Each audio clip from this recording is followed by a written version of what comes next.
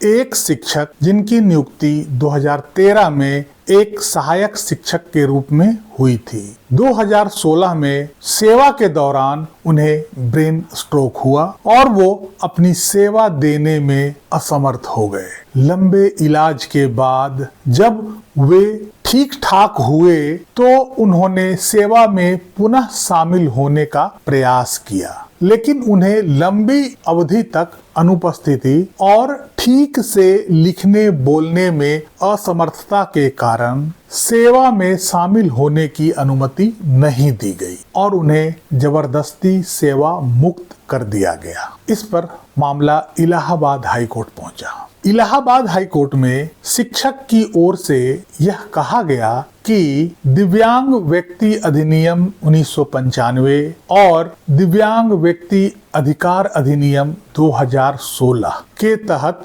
मिलने वाले लाभों के कारण याचिकाकर्ता को समकक्ष पद पर नियुक्ति के लिए विचार किया जाना चाहिए। वहीं प्रतिवादियों की ओर से तर्क दिया गया कि याचिकाकर्ता लंबी अवधि की अनुपस्थिति के बाद अभ्यावेदन प्रस्तुत किया और याचिकाकर्ता शिक्षण कार्य के लिए अयोग्य पाया गया, जिसके कारण उसे सेवा में शामिल होने की अनुमति नहीं दी जा सकती है। इस याचिका की सुनवाई कर रहे थे जस्टिस अब्दुल मोइन। कोर्ट ने यह पाया कि ब्रेन स्ट्रोक दर्शाने वाले दस्तावेज संलग्न होने के बावजूद याचिकाकर्ता के मामले में कोई मेडिकल बोर्ड का गठन नहीं किया गया। कोर्ट ने कहा कि 2016 के अधिनियम की धारा 20 क्लाउज 4 के तहत सेवा के दौरान विकलांगता प्राप्त करने वाले किसी भी सरकारी कर्मचारी को सेवा मुक्त नहीं किया जा सकता है। प्रावधान के अनुसार यदि विकलांगता प्राप्त करने के बाद कोई कर्मचारी अपने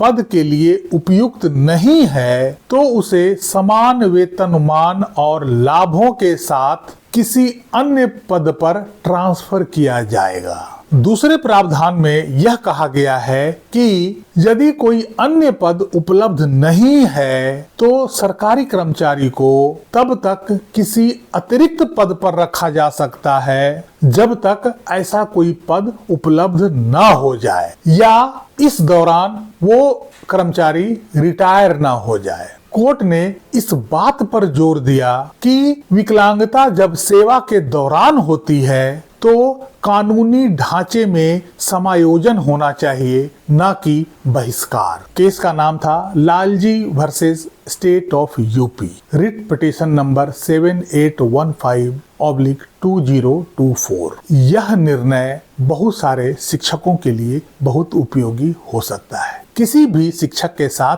ऐसी घटना हो सकती है। सेवा के दौरान उन्हें कुछ विकलांगता प्राप्त हो सकती है, लेकिन इस कारण से उन्हें जबरदस्ती सेवा मुक्त नहीं किया जा सकता है। यदि वो अपने उस काम को करने में असमर्थ है जिसके लिए उनकी नियुक्ति हुई थी, तो उन्हें कोई अन्य कार्य में शिफ्ट करना चाहिए जो उनके वेतनमान और लाभ के स्तर का हो, न कि उन्हें जबरदस्ती सेवा से निकाल देना चाहिए। इस निर्णय का लाभ बहुत सारे शिक्षक उठा सकते हैं और यदि कोई शिक्षक के साथ ऐसी घटना हुई है तो उन्हें इस जजमेंट का लाभ अवश्य मिलेगा। कैसी लगी ये जानकारी कमेंट करके जरूर बताइएगा। वीडियो को लाइक कीजिएगा, चैनल को सब्सक्राइब कीजिएगा। मिलते हैं अगले अंक में, तब तक के लिए जय हिंद, वंदे मातरम।